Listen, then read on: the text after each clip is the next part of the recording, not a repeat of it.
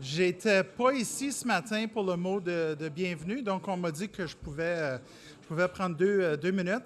Je pense que je suis content que je n'ai pas eu la chance de faire le mot de bienvenue ce matin parce que j'ai eu la chance de voir la passion dans la salle, le désir de vouloir s'exprimer, de vouloir parler de notre avenir collectif comme communauté franco-ontarienne. Donc, merci beaucoup à vous tous d'être ici aujourd'hui. L'Assemblée de la francophonie est très heureuse de pouvoir travailler sur le dossier de l'Université franco-ontarienne avec nos deux partenaires, la FESFO et le REFO. Une bonne main d'applaudissements pour nos deux partenaires.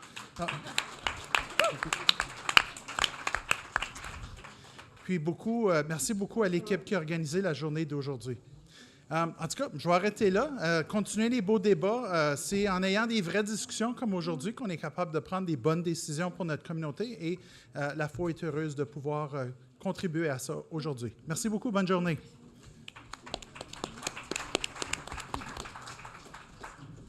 Donc, pour la suite, cet après-midi, j'ai avec moi à la table Alain Dupuis, Geneviève Latour et Aurélie Lacassagne. Et donc, on va commencer.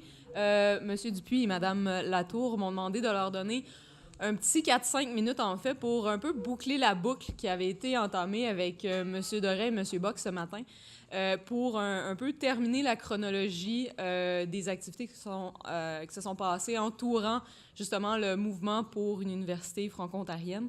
Et ensuite, on va passer à une discussion. En fait, je joue un peu le rôle de Claire Lamarche pour la prochaine heure. C'est fantastique. Et par la suite, on va demander à Mme Lacassagne ses réflexions sur les dernières 5-6 années autour du mouvement pour une université franco-ontarienne. Donc, je vous laisse la parole. Excellent. Donc, c'est ça, on va le faire vraiment rapidement, mais un peu une ligne de temps. Le titre qu'on nous a donné, c'est « Témoignage de 2 militants », puis j'aime beaucoup ce titre-là personnellement, puis je suis contente qu'on peut un peu vous livrer le parcours, le cheminement qu'on a fait avec le mouvement pour l'université. Donc, notre ligne de temps, c'est vraiment, on a mis ce qui est arrivé par rapport au mouvement militant qu'Alain et moi, on a beaucoup mené avec les partenaires, puis un peu les actions du gouvernement. On va passer un peu moins parce que M. Labrie a pas mal parlé là, des rapports, des publications. On n'a pas nommé toutes les rencontres qu'on a faites avec ministres, députés, organismes communautaires, professeurs, etc. Sachez que c'est parsemé partout de ce genre de rencontres, mais c'est vraiment les moments marquants. Donc, je vais commencer en 2012, où il y a la publication du rapport « Pas d'avenir sans accès » et la mise sur pied du comité d'experts dont on avait discuté. Et il y a aussi l'Assemblée générale de l'Assemblée de la francophonie de l'Ontario, puis du REFO, où on a des propositions claires par rapport à améliorer l'accès, par rapport au recrutement, à la rétention et à la gouvernance. Ça, c'était surtout là, au niveau de l'Assemblée, de la GA à l'Assemblée. Puis quelques semaines plus tard, on a l'Assemblée générale du REFO, où on dit, OK, là, ça va être nous autres qui va mener le mouvement. Ça va venir des étudiants. Faut avoir un processus d'états généraux où toute la communauté s'assoit ensemble puis on a une discussion réelle par rapport à toute cette question-là. Donc, l'hiver, il y a la publication du rapport d'experts « Bâtir l'avenir ». Le REFO, la FESFO et l'Assemblée ont un partenariat pour mener les états généraux sur le postsecondaire en Ontario français. On en fait le lancement. À ce moment-là, nous, on y croit. Mais il y a des gens qui sont timides de financer l'initiative, puis on se dit, bon, mais qu'est-ce qu'on fait? On prend-tu le risque? Le REFO est quand même... Puis je vais parler beaucoup du REFO parce que j'ai été coprésidente pour 4 mandats, c'est ce que je connais beaucoup, mais j'ai aussi travaillé à la FESFO, donc, puis nos partenaires avec l'Assemblée, mais je me sens plus à l'aise de parler au nom du REFO. Puis on se dit, OK, on le fait, il faut le faire, c'est le moment, vraiment, les cartes sont alignées. Et à l'automne, on mène le premier processus de consultation, 6 consultations régionales, 4 consultations jeunesse. Donc, on parle de 800 personnes consultées, dont 250 jeunes. Puis pour moi, ça, c'est important de le dire, parce qu'on parle souvent, « Ah, mais c'est les étudiants qui font ce choix-là » ou « C'est parce que c'est les jeunes au secondaire qui veulent pas », puis c'est comme, vous leur parlez pas vraiment, tu sais. Ou même, là, on entendait M. Labrie parler... Puis il dit, on va recevoir l'étude qui a été menée auprès des étudiants, mais le rapport va être déposé en juin. Vous n'avez pas encore eu l'étude qui a été menée auprès des étudiants. Tu sais, pour moi, c'est important, ça, de démontrer le nombre de jeunes qui ont été impliqués dans le processus. Les consultations, l'horaire qu'on s'est donné, bien, c'est quoi les attentes, les aspirations qu'on a pour l'avenir du système? c'est quoi les succès, les pratiques gagnantes, les ressources existantes. Puis ça, bâtir sur les acquis, ça a toujours été important pour nous. Il y a des choses qui marchent, il y a des pratiques qui sont gagnantes, il faut les garder. Puis là, les 3 grands branches de la consultation, c'était accessibilité, gouvernance, recrutement et rétention. Avant de passer la parole à Alain pour la suite, un travail remarquable, je pense, qui a été fait dans le cadre du mouvement, c'est vraiment d'informer les gens, la recherche, d'aller chercher les données. Puis croyez-moi, c'est difficile parce que ces données-là, ils existent très peu. De voir, bon, mais combien il en existe de programmes? Puis quand on parle d'un programme en français, là, qu'est-ce que ça veut dire? C'est-tu de A à Z? Il y a quelques cours qui sont offerts en français? Un étudiant francophone, c'est qui?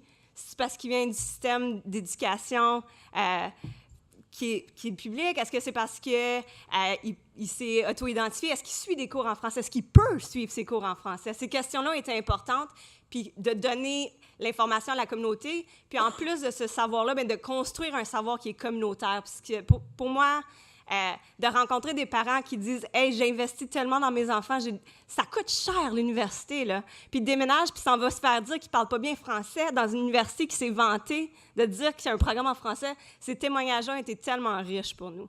Je pourrais continuer longtemps, mais je...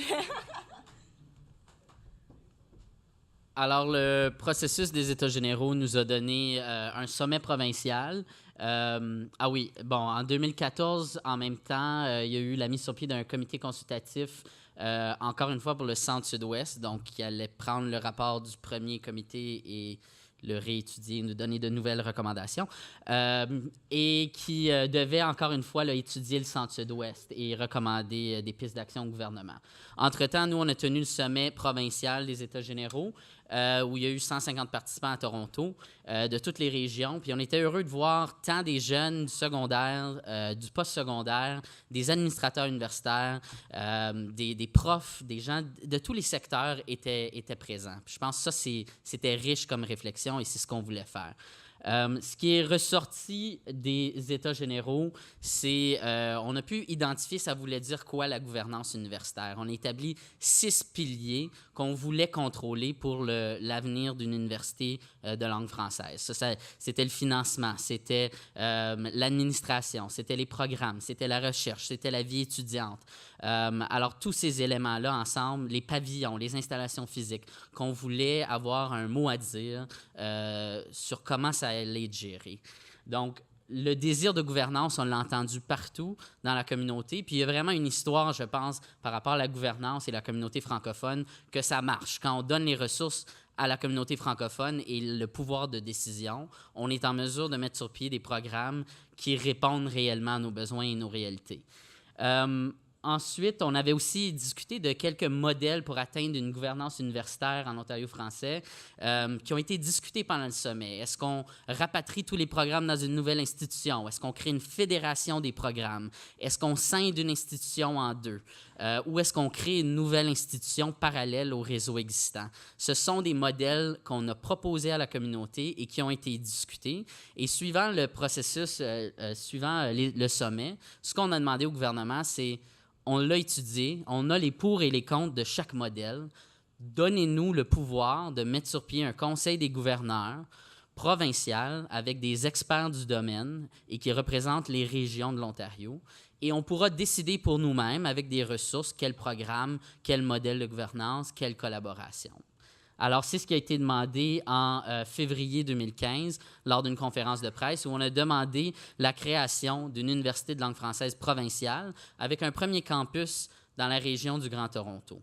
C'est ça la demande qui a été faite, mais on était très clair sur le besoin que ce soit provincial, mais on voyait aussi tout le travail qui avait été fait dans le Centre-Sud-Ouest et les besoins non comblés de cette région-là. Alors, il y avait urgence d'agir dans une région, mais on l'a entendu, il fallait une gouvernance véritablement provinciale qui se bâtirait sur les forces du réseau actuel. On a aussi tenu plusieurs rencontres de lobbying politique à Queen's Park. On a été consulté par France Gélina qui a déposé son projet de loi. On a rencontré les multiples ministres des collèges et universités. Je pense qu'il y en a eu 4 dans 5 ans. Alors, on les a tous rencontrés pour les remettre à jour face à ce dossier-là.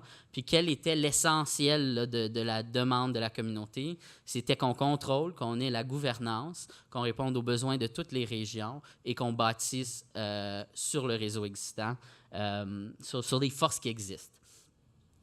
On a aussi demandé au gouvernement de mettre sur pied un conseil des gouverneurs, puis la réponse du gouvernement tardait. Donc, on a demandé à la communauté, si ça vous tente, vous, de faire partie d'un conseil des gouverneurs, nominez-vous, envoyez-nous votre candidature. Puis on a eu des candidatures de toutes les régions, plusieurs personnes dans la salle d'ailleurs, qui nous ont soumis leurs noms. Puis nous, on a porté ça, on a remis ces 40 noms-là au gouvernement en disant, voici 40 leaders de tous les secteurs et régions qui veulent collaborer. Malheureusement, aucun de ces noms-là n'ont été retenus pour les processus qui ont suivi. Et ça a mené à la création du conseil de planification, présidé par Mme Adam, qui avait un mandat très régional. Alors nous, on a dû réagir par la suite en disant, c'est pas ce que la communauté a demandé. On veut avancer dans cette région-là, mais il faut avoir la discussion globale. Et c'est un peu la critique principale qu'on a eue du processus depuis la nomination du conseil. On ne peut pas avoir eu cette discussion-là pendant 3 ans, puis ensuite dire « OK, merci, vous avez fait un bon travail, nous, on va étudier ça, puis ensuite, on va vous remettre un rapport à la fin à défendre, essentiellement. » Donc, on est un peu là-dedans. On attend de voir les prochaines étapes. On attend de voir quel sera le travail qui aura été fait du comité.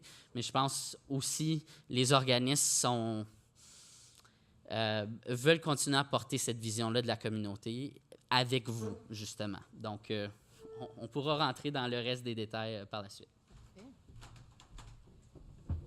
Merci à vous deux.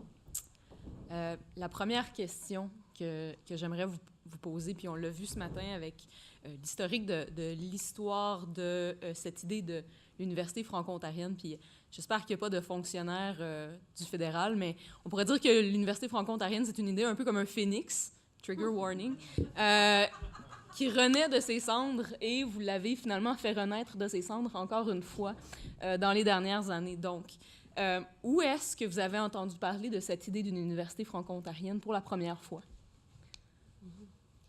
Alain puis moi, on se connaît depuis un petit bout. On s'est rencontrés quand on était au secondaire, puis j'avais entendu l'idée d'une université franco-ontarienne, puis pour vrai, je trouvais ça attrayant. Tu sais, je me suis dit, on a nos écoles, pourquoi on n'aurait pas une université? Mais c'était vraiment à ce niveau-là. Ça devrait juste exister. Tu sais, il n'y avait pas plus de réflexion. Puis, vient le temps de faire mes choix, puis là, je choisis l'Université d'Ottawa.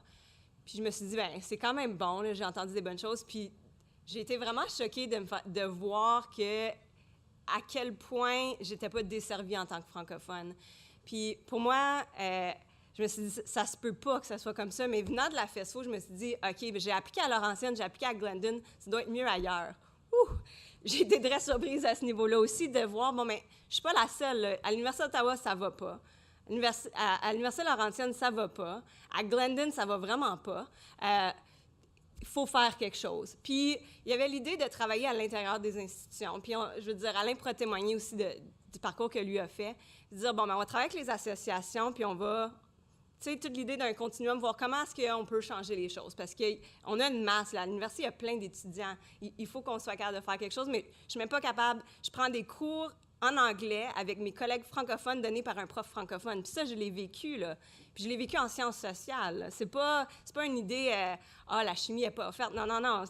C'est pas offert non plus en études des femmes, là, tu sais. Fait que tout cet aspect-là, puis à un moment donné, de travailler toujours à contre-courant, on s'est dit non. Puis, on était bien entourés de gens qui ont dit, tu sais, puis on a entendu parler des luttes qui avaient eu lieu auparavant, puis on s'est dit, cette fois-ci, la lutte, la différence, c'est qu'elle va être menée par les étudiants. Puis je pense que c'est de là, puis on s'est encore... Puis, je veux dire, on a parlé, on a été encadré on a eu un comité encadreur, tout ça, mais de dire, notre expérience, là, faut arrêter de la nier. Puis dire, c'est pas vraiment comme ça. T'es-tu dans mes souliers? Je veux dire, c'est comme ça, l'Université d'Ottawa, je te le dis, c'est là que j'étudie, je parle à d'autres étudiants de la Laurentienne, c'est comme ça que c'est. Puis il faut que notre voix soit entendue. Puis c'est un peu de là, puis de faire des consultations, puis de se rendre compte, il faut que ça bouge, puis c'est nous autres qui va apporter le changement. Pour ma part, la première fois que j'ai entendu parler du dossier de l'université, j'étais vice-président de la FESFO quand j'étais au secondaire. Puis, c'était l'arrivée au pouvoir de McGuinty. Puis, il avait lancé une grande consultation provinciale. Il avait nommé Bob Ray comme commissaire pour faire une étude là, sur l'état des études postsecondaires en Ontario. Puis, cette étude-là avait notamment soulevé que les Autochtones et les francophones avaient encore beaucoup de chemin à faire sur le plan des études, d'avoir accès équitable à de la programmation qui répond à leurs besoins culturels. Et moi, j'avais été au bureau de Barbary à l'âge de 15 ans, comme ça, là, en train de dire il faut une université, puis je savais pas trop un peu ce que ça voulait dire, mais la FESFO, comme institution, par et pour les jeunes, avait mené ce dossier-là dans les années 80-90 avec les collèges. Alors, c'était une suite un peu, on me donnait ça. Puis, ensuite, arrivé à l'université, moi, je suis venu à l'Université d'Ottawa aussi, puis on n'avait pas d'association étudiante. Il n'y avait rien pour nous au niveau francophone. Les activités en français, il fallait vraiment les chercher. Il y avait la Ligue d'improvisation, puis ça existait en français, mais il fallait tellement s'accrocher à quelque chose qui a une activité sociale en français, faire notre réseau. Heureusement, moi, j'avais déjà un réseau à cause de la FESFO. Mais si j'avais pas eu ça, my God, j'aurais été désorienté parce que c'est dans les cours, c'est en français, mais sur le campus, il y a vraiment une allure très anglo-dominante. Alors, ayant fait du militantisme au secondaire, on s'est dit, il faut fonder un organisme. Direction Jeunesse était disparue depuis 2001. Alors, on s'est mis ensemble, moi, Geneviève, Serge et l'autre Serge, et on a créé le REFO avec des étudiants de Glendon, de la Laurentienne, de Hearst et d'Ottawa. Puis, ça a pris 2 ans, des différentes... tellement de discussions dans des sous-sols et tu sais, juste... C'est là que ça se passe. C'est ça. Des statuts et règlements et tout ça, mais on avait un sentiment qu'il fallait faire quelque chose, puis notre voix n'était pas entendue, puis que les institutions, en ce moment, ils nous entendaient pas, on était invisibles. Alors, c'est de là qu'est parti le REFO en 2009. En fait, une question que je n'avais pas... Une question qui me vient à l'esprit en vous écoutant parler, en fait, est-ce que vous pensez que l'apprentissage institutionnel que vous avez eu tous les deux à la FESFO vous a aidé en termes d'outils, en fait, pour monter le REFO? Ah, c'est clair. Je veux dire, moi, je suis arrivée, puis j'avais déjà parlé à des ministres, j'avais déjà parlé à mon député, je n'étais pas gênée, puis il y a ces apprentissages-là, mais l'idée du réseau, le fait que moi, j'ai connu des étudiants francophones à la Laurentienne, puis je connaissais des étudiants francophones à Glendon, puis à Hearst, puis Saint-Paul, puis je veux dire, on est allé chercher des gens à Dominicain. On s'est assuré là, que n'importe où qui offrait des services, des programmes, ou qui disait offrir des programmes en français, on allait les chercher, on les connaissait.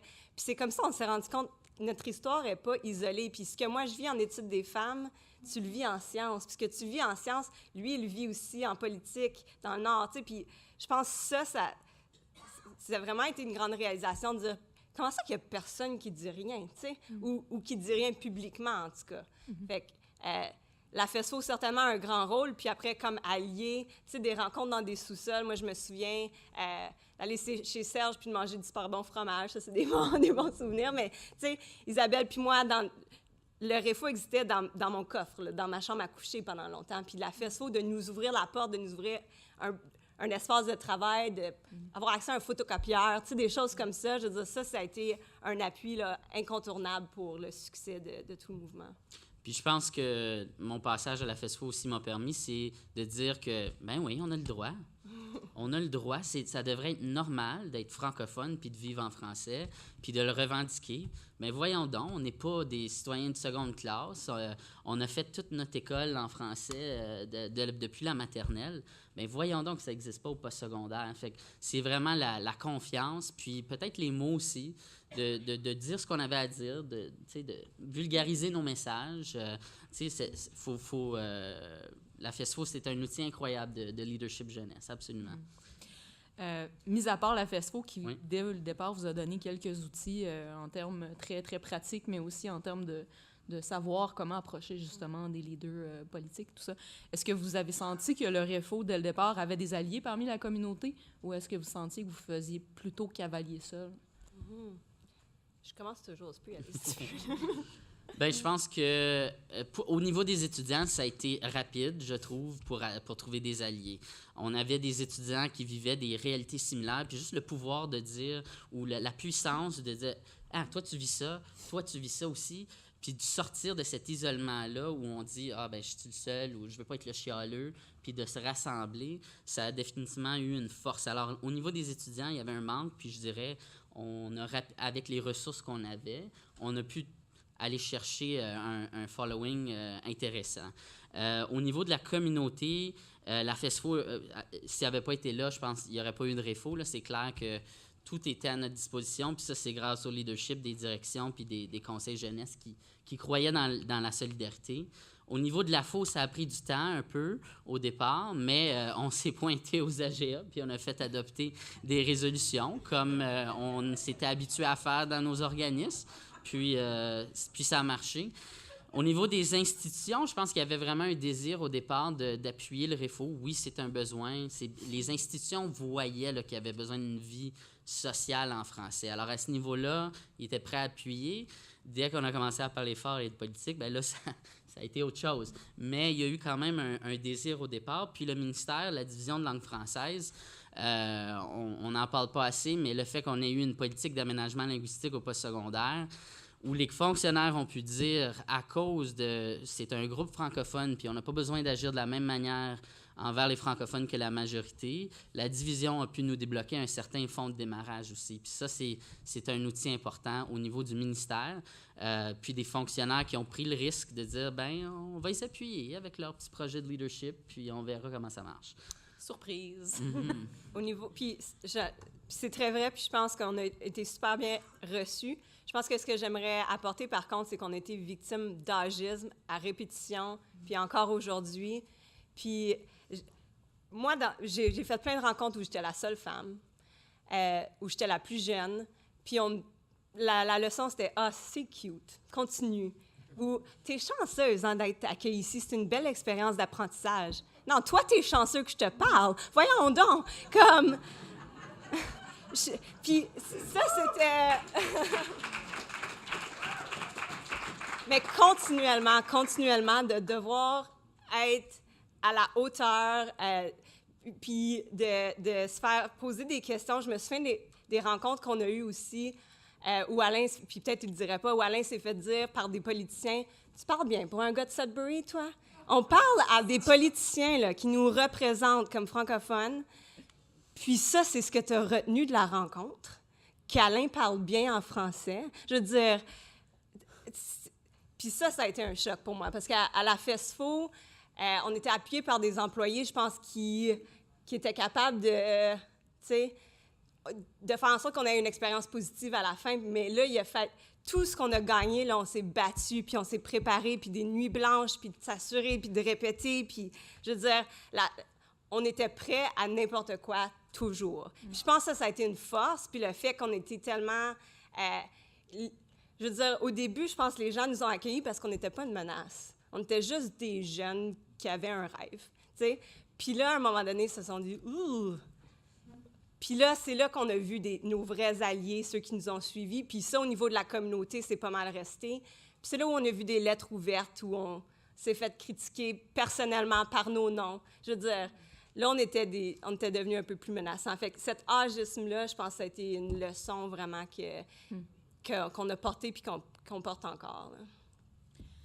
Ça a été quoi le coming out public du REFO? Ça a été quoi les premières actions concrètes publiques que vous avez prises? En 2011 ou 2012, le gouvernement a décidé d'abolir la bourse pour étudiants français qui octroyait 1,2 million de dollars par année aux étudiants francophones pour les inciter à poursuivre des études postsecondaires en français. Fait que ça nous a réveillés. On a dit, ça n'a pas d'allure. Puis on a parti une pétition qui a récolté, je pense, 7000 signatures en quelques semaines, puis qui avait été déposée à l'Assemblée législative. Puis ça, c'était vraiment le « wow », là, tu sais, on a aboli cette aide financière-là qui était pour nous, pour répondre à nos réalités, puis on l'a juste englouti dans une réforme sans dire quoi que ce soit. Fait que ça nous a donné l'attention médiatique qu'on avait besoin. Puis, on n'a jamais dit non à une entrevue. Puis, les journalistes vous le diront, on ne dit jamais non parce que ça a été le plus beau cadeau, c'est qu'il y avait vraiment de l'intérêt pour ce dossier-là. Puis, ça dérangeait. Fait qu'il y avait de l'intérêt aussi. Puis, on a juste continué une entrevue à la fois. Puis, entre-temps, on a créé des projets aussi au REFO pour stabiliser l'organisme, aller nous chercher des formations demandées par les étudiants parce que plus on était visible, plus ils nous demandaient d'agir sur X, Y, Z dossiers. Alors, ça a été plate, l'abolition de la bourse. Puis, s'il y a des gens du gouvernement, on veut la revoir, cette bourse-là. Mais quand même, c'est un beau petit cadeau aussi parce que ça nous a permis d'amener d'autres dossiers dès la prochaine AGA, comme celui de l'Université de langue française. Donc, ça a un peu créé un choc pour vraiment que le mouvement prenne de l'ampleur. C'est ça. Les gens réagissent beaucoup plus fort quand on essaie de nous enlever quelque chose que lorsqu'on essaie de créer quelque chose de nouveau. Puis moi, on me rappelle toujours, « Ah, ben c'est pas comme Montfort. » Ben voyons donc, Montfort, on nous fermait une institution. Là, on est en train de créer quelque chose. Les gens, ils se disent, « Mais ça va avoir l'air de quoi? Est-ce qu'on va perdre quelque chose? » Ah, c'est juste un rêve. Alors, c'est beaucoup plus ambigu d'amener un nouveau projet de société que de nous enlever un acquis. Est-ce que... Non, je pense que... Hormis les nombreuses entrevues, vous avez été vraiment infatigable de ce côté-là, je vous le concède. Hormis cette stratégie-là médiatique, c'était quoi la grande stratégie qui était préconisée par le REFO? Ou est-ce qu'il y avait une grande stratégie qui était préconisée pour vraiment mettre cette idée-là de l'avant et la porter pour la communauté? Je te dirais que oui, mais en même temps, on a toujours été ouvert. Notre processus de consultation était authentique. On n'est pas arrivé là avec un projet qu'on voulait faire étamper, tu sais. Nous, on s'est dit, il y a un problème au niveau de l'accessibilité, il y a un problème au niveau du recrutement, un problème au niveau de la rétention, puis la gouvernance. Puis la gouvernance, ça a été un mot sur lequel les partenaires, dès le début, on a accroché. On a dit, bien, on veut entendre ce qui en est pour vrai. Puis on veut entendre ce qui marche pour vrai. Fait qu'on est vraiment allé là avec une ouverture, mais le travail de recherche qu'on a fait, puis ça, je veux dire, quand je disais tantôt que le travail de conscientisation, je pense, puis de sensibilisation, de voir, c'est effrayant, c'est horrible, c'est terrifiant, ces chiffres-là, ça fait peur. Puis, faut les connaître. Puis je pense que la communauté a résonné, mais ce qui m'a beaucoup étonnée aussi, c'est quand on allait rencontrer les institutions elles-mêmes ne connaissaient pas les chiffres à leur propre sujet. Les ministères ne connaissaient pas ces chiffres-là. On était les détenteurs de ce savoir-là.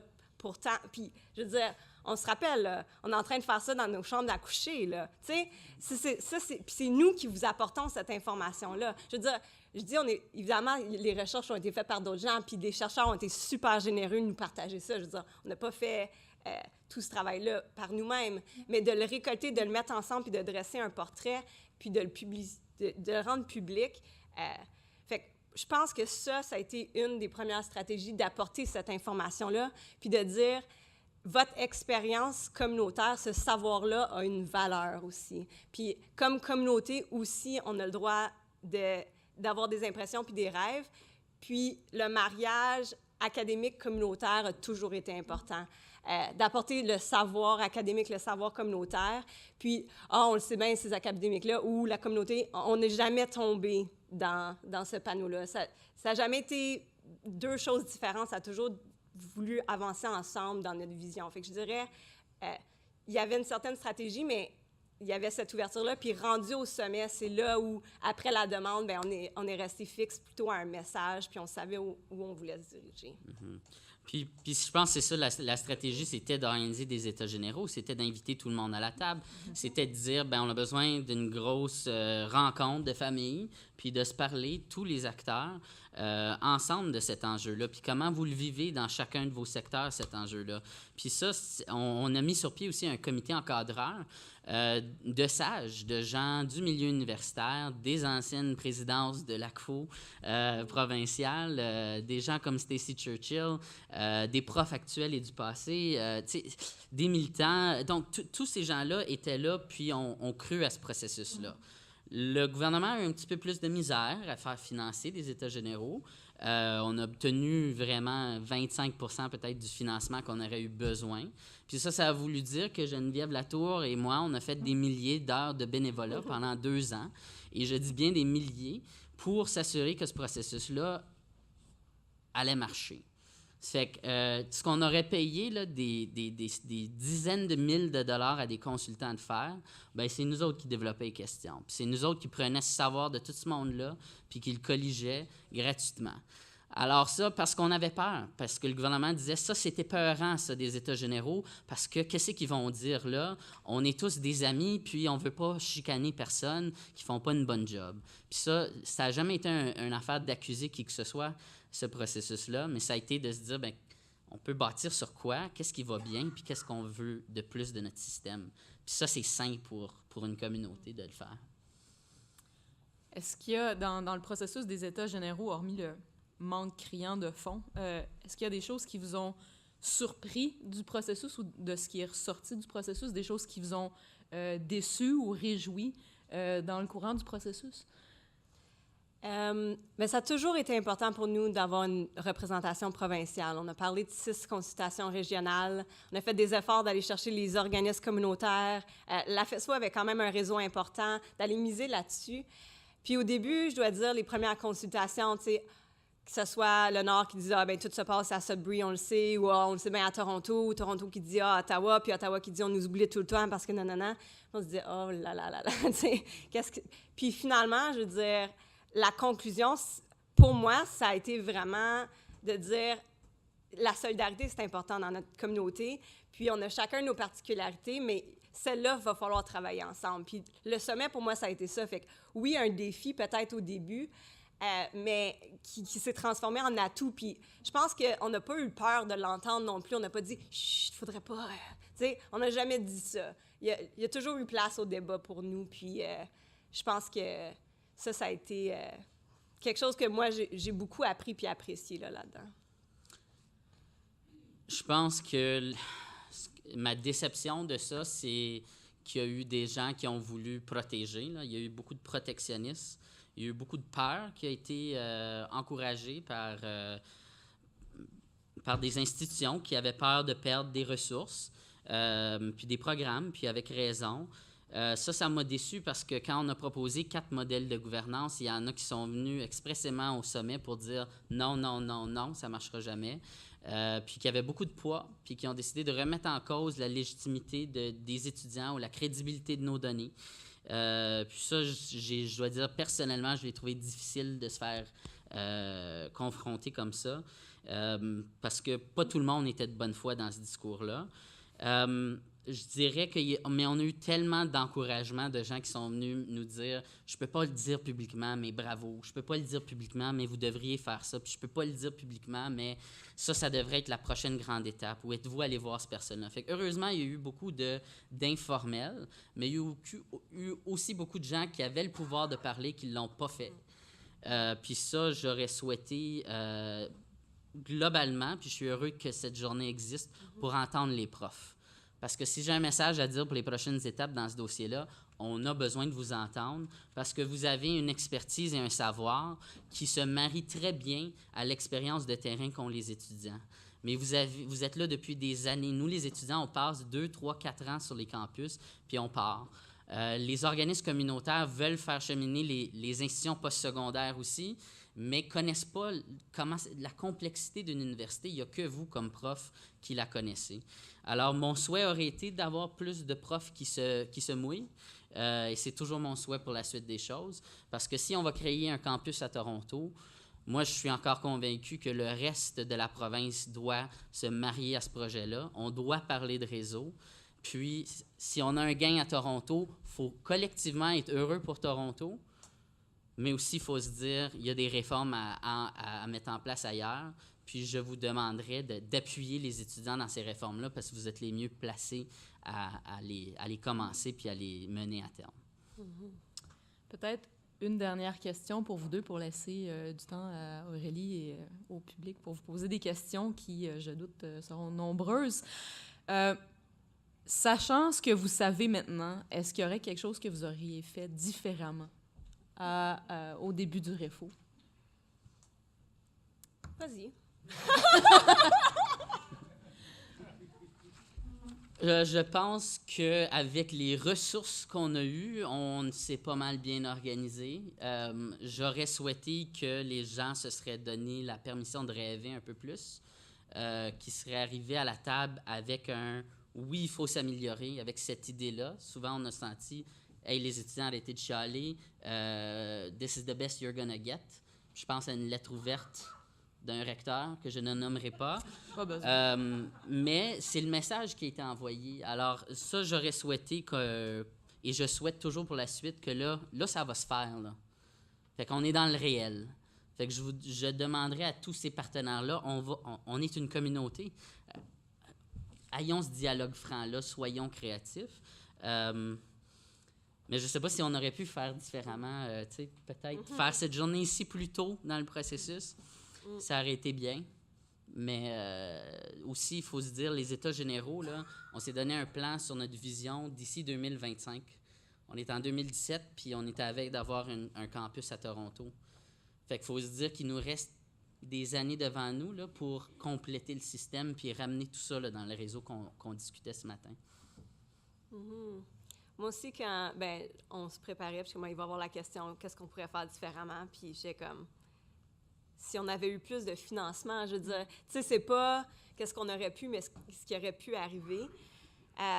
Mais un souhait que j'aurais pour la communauté, c'est quelque chose que j'ai été, tu sais, on parle de déception, espoir, le titre, et puis là, mais il y a vraiment cette peur du risque que j'ai vu, puis d'avoir peur de perdre nos miettes, tu sais, de dire, oui, mais j'ai déjà mon petite affaire, qu'est-ce qui arrive si je le perds? Puis c'est comme, oui, mais c'est une petite affaire.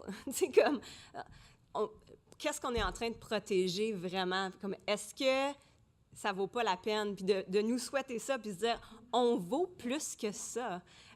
J'ai le droit comme... Puis moi, je le vois parce que je travaille beaucoup avec les jeunes dans les écoles secondaires, puis il y a un changement qui s'est passé depuis les 5 dernières années. Tu sais, moi, je disais ma propre expérience là, de Geneviève, que quand j'avais 17 ans, j'avais rencontré des ministres, puis je croyais dans la francophonie. Quand je pensais que l'Université d'Ottawa, c'était normal, ce qui se passait quand je suis arrivée, tu sais. Les jeunes, ils pensent plus que c'est normal, ça. Ils savent qu'on peut s'attendre à plus. Puis je veux dire, on a vu des témoignages de jeunes qui sont rentrés à l'université puis qui n'ont pas eu peur de dire « c'est pas correct, ça ». Je veux dire, tu m'as vendu un programme en français puis c'est pas ça que j'ai. Puis, fait que ça, c'est en train de changer. Fait qu'on le veuille ou pas, les jeunes qui sont en train de rentrer à l'université, là, ils vont se faire de plus en plus vocales, puis il y a eu un shift qui s'est fait. Fait que ça c'est très, très intéressant, je trouve. Mais de ne pas avoir peur de prendre des risques, puis de sauvegarder les miettes qu'on a, parce que... Puis tu sais, je dis ça, puis je le dis avec gentillesse, parce que j'ai aimé mon parcours, là. Il y a des très bons profs à l'Université d'Ottawa. Quand je suis allée à la Laurentienne, j'ai rencontré des gens qui sont là pour les bonnes raisons. C'est pas ma critique, c'est pas que tout va mal, là. Puis ça, je pense que c'est important de le dire, puis c'est parce qu'on n'a pas beaucoup de temps, puis on s'est peut-être pas attardé. Il y a des belles choses qu'on fait en communauté, puis on en a parlé de ce que ça a donné l'université, puis les forces que ça a apporté à nos communautés. Puis ça, il ne faut pas le mettre de côté. Puis je pense que c'est important que je le dise tout de suite. Mais c'est de bâtir là-dessus, puis de dire, regardez ce qu'on est capable de faire avec le peu qu'on a. Imaginez si on avait la gouvernance en plus, ce qu'on aurait comme communauté. Puis quand j'entends dire, est-ce qu'il faudrait vraiment une université dans le centre-sud-ouest? Tu sais, il y a d'autres places où ça va mal. Ça va mal dans le centre-sud-ouest aussi, là. Pourquoi est-ce qu'on leur donnerait pas à une université une force, un moteur de changement, je veux dire?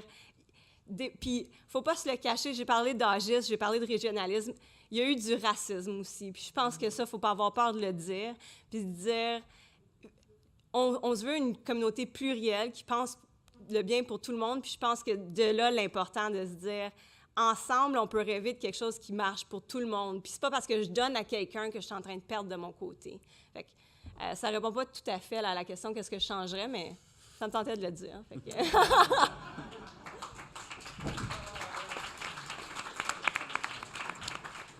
Donc, je vais passer la parole à Aurélie. Oui, je vais faire ça rapide parce que je suppose que la salle a beaucoup de questions pour Alain et Geneviève. Je pense d'ailleurs qu'on peut aussi les applaudir parce que vraiment extraordinaire ce que vous avez fait.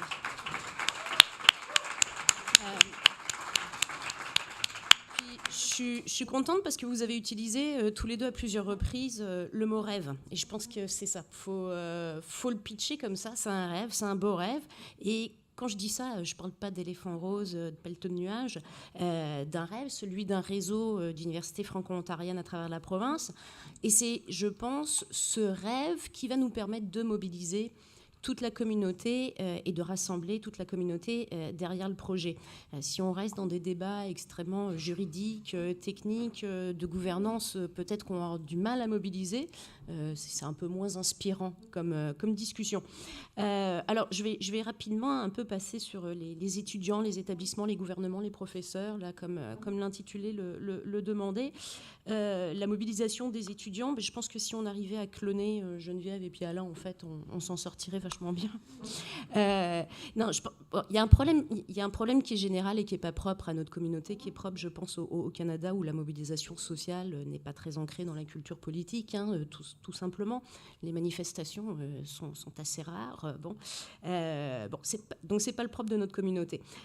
Cependant, vous l'avez souligné, il y a quand même la FESFO, qui est un organisme qui se démarque depuis des années par sa volonté de former des chefs de file. Mais j'ai comme l'impression qu'effectivement, puis je pense que c'est ce que vous avez ressenti quand vous avez créé le REFO, quand on arrive au post-secondaire, il y a un décrochage qui se fait. Alors, une partie de l'explication, selon moi, c'est bien entendu le cercle vicieux, puisque les études post-secondaires coûtent cher et que les étudiants doivent travailler à côté et par conséquent en moins de temps pour les luttes. En fait, on voit bien que le système est bien organisé. Hein. On a du mal à mobiliser les étudiants pour se battre contre les frais. Donc, je pense qu'il faut être réaliste. On va avoir du mal à mobiliser de façon massive sur le projet de l'université.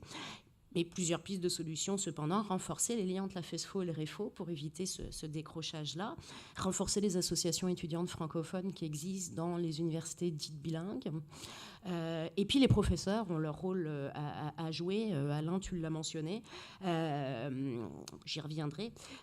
Puis je pense qu'il y a une bonne nouvelle, c'est que notre communauté s'agrandit grâce à l'immigration. Et on peut remarquer que enfin moi c'est ce que je remarque en tout cas, c'est que les étudiants francophones venus d'ailleurs sont plus politisés. Pour beaucoup d'entre eux, ils ont une culture de mobilisation et de lutte, et je pense que c'est une carte à jouer. Je pense aussi que notre discours doit changer, qu'il doit être plus franc et plus enthousiasmant pour mobiliser les étudiants. Alors, dans un premier temps, je pense qu'il faut leur faire comprendre l'injustice dont ils sont victimes en appuyant bien là où ça fait mal. Et puis, dans un deuxième temps, leur proposer un projet qui fait rêver. On a besoin de rêves. Puis ça, je pense que c'est un des grands problèmes sur lesquels les études consacrées à l'assimilation ne se sont pas penchées. Je suis désolée, je vais peut-être en choquer certains d'entre vous, mais les franco-dollars, ça ne fait pas rêver les jeunes. Parler français, c'est pas jouissif. Une levée du drapeau, aussi grand soit-il, ça ne crée pas de l'émotion pour tout le monde. Montfort, ce n'est pas un cri de ralliement pour les jeunes et les étudiants d'aujourd'hui, je suis désolée. Une grande messe la nuit sur l'étang, une grande messe une fois par an, et les enfants ont hâte de partir, comme l'a dit notre poète sudburois Daniel Aubin. Il faut leur offrir du rêve si on veut les mobiliser. Et l'idée, juste lancer l'idée d'une université, c'est peut-être pas assez. Faisons des plans. Demandons à l'école d'architecture, demandons aux étudiants, allez-y, faites-nous des plans, que ce soit visuel. On a besoin d'un plan de communication, de marketing pour mobiliser le monde. Les établissements, étant donné qu'on est très pris par le temps, j'insisterai pas vraiment parce qu'on en a énormément parlé, je pense, ce matin. On y reviendra si vous voulez peut-être plus tard. Sur le gouvernement, j'ai l'impression que on ne peut pas vraiment dire, je suis désolée, que le gouvernement ontarien est très intéressé par ce projet. C'est pas qu'ils sont contre, mais c'est pas dans leur priorité. Moi, c'est l'impression en tout cas que j'ai. Je pense pour une raison assez simple, c'est que cette question ne changera pas le résultat d'une élection. Contrairement, par exemple, au débat sur le système scolaire et à la division publique-catholique. On est très dispersé, on le sait, donc il y a peu de circonscriptions qui dépendraient d'un vote franco-ontarien si une telle chose existait. Je vais être honnête aussi, on s'est un peu souvent fait prendre à notre propre piège. Deux pièges, en fait. Historiquement, les franco-ontariens ont voté libéral. Ils prennent un peu notre vote pour acquis. Et puis, l'autre élément aussi, c'est qu'on oublie, on a tendance à penser que c'est parce qu'on a des francophones que les francophones vont défendre nos intérêts. On l'a vu à la Laurentienne ces dernières années, ça ne marche pas très bien. Donc, Mais il faut éviter ce piège-là, parce que c'est un piège, on se démobilise tout de suite. Si un recteur anglophone avait fait la moitié de ce que notre recteur actuel a fait, il y aurait une mobilisation beaucoup plus importante. Alors non seulement, il me semble que le gouvernement n'est pas très intéressé, mais en plus, Geneviève, tu l'as rappelé, il a été, il faut l'avouer, un petit peu humiliant. La jeunesse peut attendre. Hein. Vous êtes trop impétueux, calmez-vous. Des cours virtuels, c'est bien suffisant. Je crois que là aussi, on a besoin de changer de discours, enfin en tout cas de penser à changer de ton dans notre discours. On ne peut pas continuer à se faire niaiser puis à faire des sourires à un moment donné. La coopération, la conciliation, on essaye ça depuis longtemps, puis ça a échoué. On n'a pas fait de grandes avancées. Puis il y a autre chose qui me gêne profondément et que je pense qu'il faut dénoncer. Je suis désolée, je suis dans la dénonciation. Je pense que c'est Serge qui m'a donné cette mission-là, la maudite française, grande gueule, qui va dénoncer les affaires. Le gouvernement ontarien nous a octroyé la gestion des collèges francophones, mais refuse donc de faire la même chose pour l'université. Alors, je sais que certains me diront, et je comprends que les universités, c'est des entités privées, des corporations, ils ne dépendent pas du gouvernement comme les collèges. D'accord. Je pense simplement que ce n'est pas juste une technicalité, un point de détail juridique. Je pense que ça va plus loin. Je pense que ça relève de ce que j'appelle l'esprit du RAM. Je vais vous citer une phrase très éclairante de ce fantastique rapport. Je cite donc « On ne peut guère concevoir de nationalité plus dépourvue de tout ce qui peut vivifier et élever un peuple que celle des descendants des Français dans le Bas-Canada. Du fait qu'ils ont conservé leur langue et leurs coutumes particulières, c'est un peuple sans histoire et sans littérature. » Un peuple sans histoire et sans littérature, donc un peuple qui n'a pas besoin d'université. Par contre, les collèges, ça va, ça, parce qu'il s'agit de former à des métiers techniques. Les franco-ontariens sont des travailleurs, ne sont pas des penseurs. Ça relève de cet état d'esprit. Quelque part, fondamentalement, pas consciemment, mais inconsciemment, c'est ancré. Voilà. Puis peut-être qu'à un moment donné, il va falloir qu'on se l'avoue, nous. Puis en plus, on l'a intériorisé aussi. Donc déjà, il va falloir que nous, on s'émancipe. Et puis qu'on leur mette ça sous le nez aussi à un moment donné au gouvernement. Les professeurs, je dois avouer que j'ai été particulièrement frappée par le peu d'engagement de la grande majorité de nos collègues. Je me rappelle quand Serge et Alain m'ont demandé de venir sur le comité directeur. Je dis, c'est parce que j'ai une maudite française, puis en plus j'enseigne en anglais, parce que oui, j'enseigne en anglais à la Laurentienne. C'est logique, n'est-ce pas? Je disais, je suis peut-être pas forcément la personne la mieux, puis en plus c'est pas vraiment mon sujet, je suis peut-être pas la personne la mieux placée, mais disons qu'il n'y a pas de collègues qui se bousculaient au portillon. Hein. Et effectivement, vous avez bien fait de ne pas y aller parce que le backlash a été quand même assez intense, merci.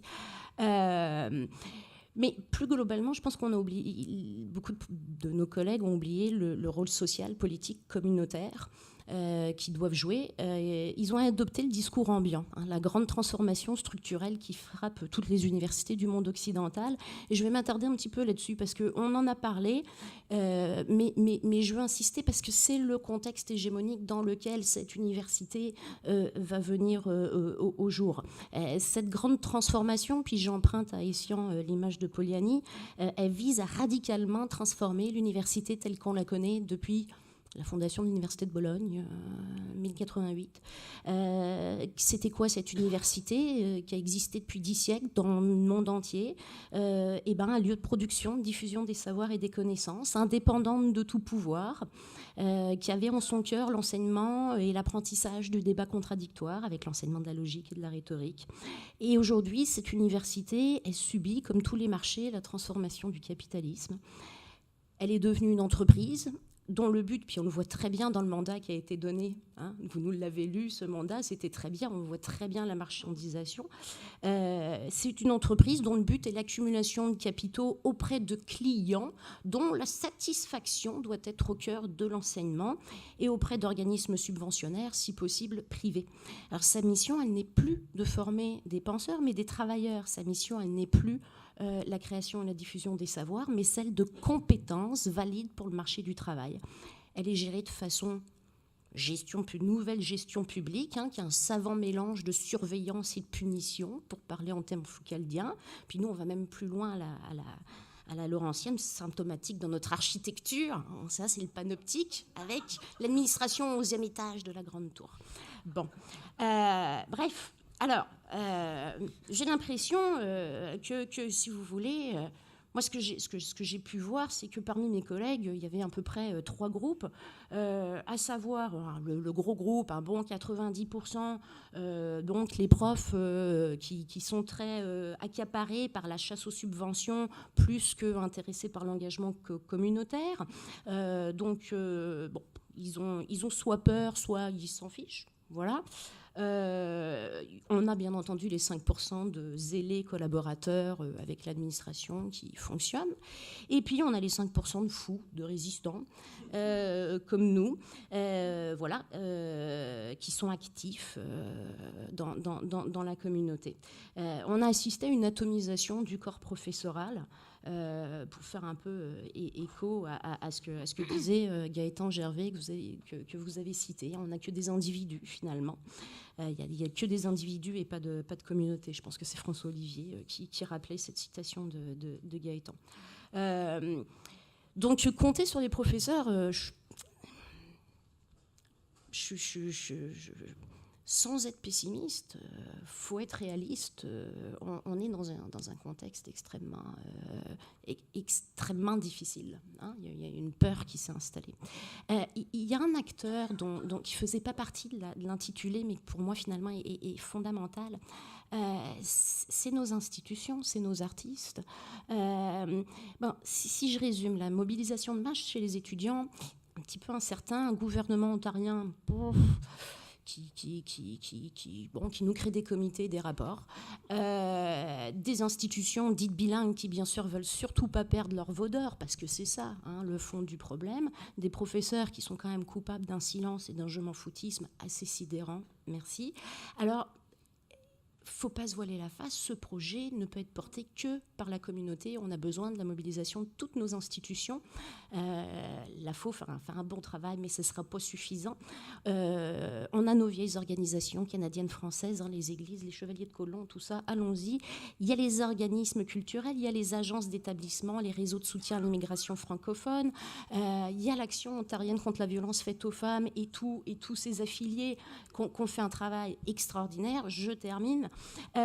Donc, il faut qu'on mobilise tout ça pour que ça devienne le projet de toute la communauté. Il faut que nos artistes soient nos porte-voix, nos ambassadeurs, parce que c'est leur rôle dans la cité, parce que nous sommes avant tout et fondamentalement une communauté culturelle et que cette université franco-ontarienne, c'est bien sûr et avant tout un projet pour l'épanouissement de notre culture. Nos artistes, parce que c'est eux qui, déjà, il y a 40 ans, étaient les fers de lance de l'éclosion et du développement de notre communauté, qui l'a inscrite dans la modernité. Il ne faut pas se tromper, je pense, de projet et de sujet. Moi, je l'ai dit, réaffirmé, écrit. Une université de langue française, ce n'est pas la même chose qu'une université franco-ontarienne. Pas pour moi, en tout cas. Si vous voulez réaliser une université de langue française, alors je pense qu'on fait fausse route, parce que des universités de langue française, il y en a des centaines à travers le monde. Ce ne sera pas nécessairement super compétitif. Par contre, si notre projet, c'est une université franco-ontarienne qui va se distinguer par l'intégration de thématiques franco-ontariennes dans les différentes disciplines, qui mettra l'accent sur l'enseignement de sa littérature, qui sera ancrée dans la communauté avec des stages, avec des interventions des chefs de file communautaires dans les cours, c'est ça qui va nous permettre de faire lien, de faire société, pour citer Joseph-Yves Ontario. Et c'est ça qui, fondamentalement, remplira cette mission de renforcer et d'épanouir notre communauté, tout en étant ouvert, bien entendu, sur toutes les francophonies canadiennes et internationales.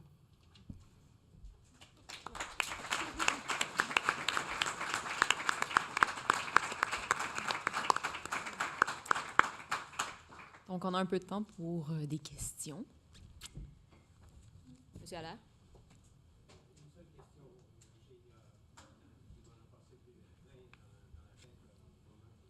Parlez un peu plus fort. À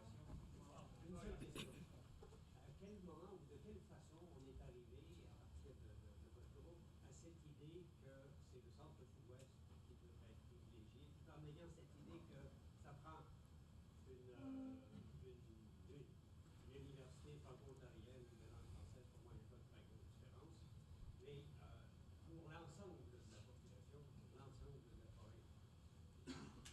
J'imagine que vous avez commencé avec l'idée de l'université dans l'ensemble de la province, puis tout à coup, vous êtes passé, ou on y est passé, je pense que c'est plus un collectif, à cette idée de l'université dans le centre-sud-ouest. Comment ça... Ben, je pense que ça a été deux trajectoires qui ont voulu se rencontrer, puis finalement qui se sont manquées. Parce qu'il y avait la trajectoire gouvernementale avec François Boileau et son rapport choc qui disait il y a une crise dans le centre-sud-ouest, on n'a pas d'avenir, suivi des 3 comités qui ont suivi ce rapport-là. Puis nous, entre-temps, la création du REFO, l'organisation d'un mouvement étudiant qui se disait on veut quelque chose de mieux partout. Puis, avec les États généraux, on voulait que ces deux discours-là se rencontrent. Et je pense qu'il n'y a personne qui peut nier l'urgence, puis les statistiques sont alarmantes dans le centre-sud-ouest. 75% de nos jeunes de nos écoles secondaires ne vont pas étudier en français. Le niveau de transfert linguistique, ça dépend des régions, mais ça peut être aussi haut que 80 à 85%. Puis il y a quelque chose dans la solidarité aussi là, d'un mouvement étudiant qui a dit ben il faut faire quelque chose là, puis le gouvernement veut agir là. Alors il faut dire oui puis avancer avec un projet ici, mais entre-temps, il faut avoir le reste de la discussion aussi, puis voir comment ce réseau-là est possible. Alors, si on regarde le discours des organismes, ça a toujours été on veut une université provinciale avec des campus régionaux, dont un premier en 2018 à Toronto. Mais ça n'a jamais été on y va juste avec ça. Je pense que des fois, c'est pris dans les médias, puis il y a d'autres comités qui travaillent, qui nous amènent à penser que le mouvement des 3 organismes ont accepté qu'un campus à Toronto, et ce n'est pas du tout vrai. Puis on l'a réitéré il y a quelques semaines dans une conférence de presse qu'on voulait la gouvernance sur l'ensemble du système universitaire, pas juste d'un nouveau campus torontois. Parce que, puis moi je l'ai dit directement à la ministre Matthews, on peut partir une université avec 16 000 étudiants qui étudient déjà en français, puis en ajouter 1 000 ou 2 000 à Toronto, ou bien on peut partir quelque chose de nouveau qui fera compétition aux autres. Mais ce qu'on m'a répondu, c'est oui, mais qu'est-ce que les universités bilingues actuelles pensent de votre idée? Puis quand on tombe directement là-dedans comme première question, ça me démontre que où sont les intérêts, c'est que le pouvoir, c'est pas les organismes communautaires qui l'avent. Puis il y a eu un contre-lobbying des institutions bilingues pour dire seulement si c'est là, auprès des derniers ministres des collèges et universités, qui nous a aussi bloqué la route. Je veux juste, puis ça répond pas tout à fait, mais faire un peu de pouce. Souvent, on nous disait, mais qu'est-ce que les universités pensent de ça? Puis ça, c'est une question fascinante, parce que c'est qui les universités? Je veux dire, qu'est-ce que les étudiants pensent de ça? On avait des profs qui le disaient, il y avait des étudiants qui le disaient, du personnel qui le disait, mais les universités le disaient pas, mais c'est qui, tu sais? Fait que ça, c'est intéressant quand on se questionne, qu'est-ce qui forme, c'est qui l'université, hein? Fait que juste une réflexion comme ça que...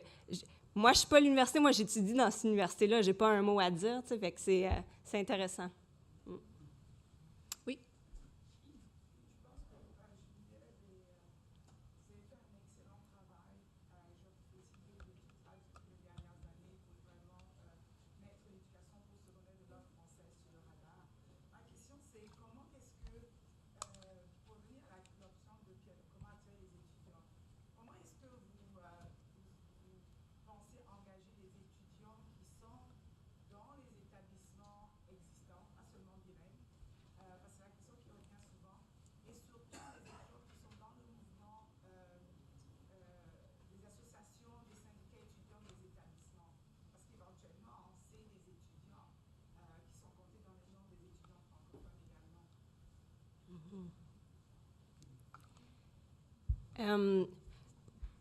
Mais on en a un peu parlé quand on parle de rétention. Ça commence pas juste entre la 12e année puis le postsecondaire. Il y a un travail à faire comme communauté entre la 6e année et la 7e année, entre la 8 et la 9, entre la 10 et la 11.